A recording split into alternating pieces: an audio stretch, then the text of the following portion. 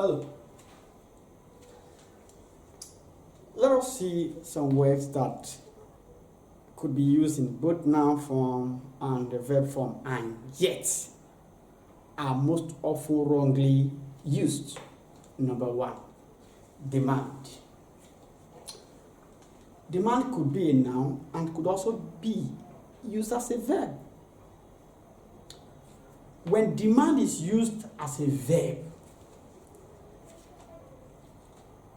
it can take ed, it can take ing, it can take an s, and it does not take the preposition for, for, after it.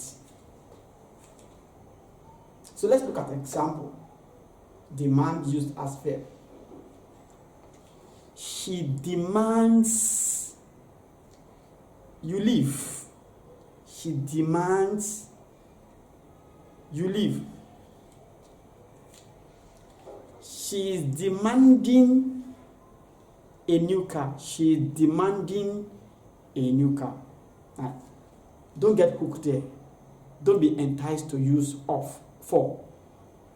Now let's look at an example when demand is used as a noun. In this case, it takes the preposition for after it.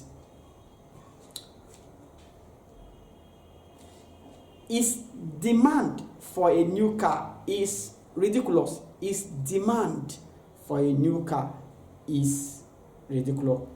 Now let's summarize this. I have said that demand could be a verb and could be used as a noun. When it is used as a verb, avoid the use of the preposition for. And in that case, demand could take ing.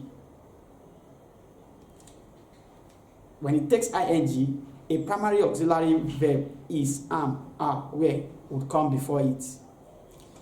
It could take the morpheme s, demands. It could take ed in the past form because it's a verb.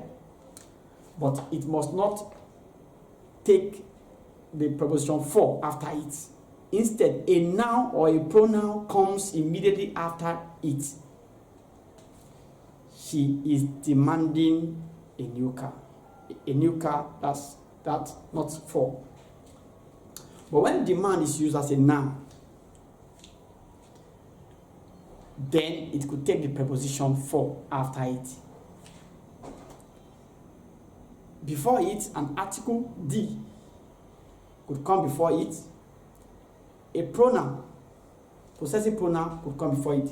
The demand for a new Nigeria is the clamor of the day. The demand for a new Nigeria is the clamor of the day. Or is demand for a new car is outrightly ridiculous.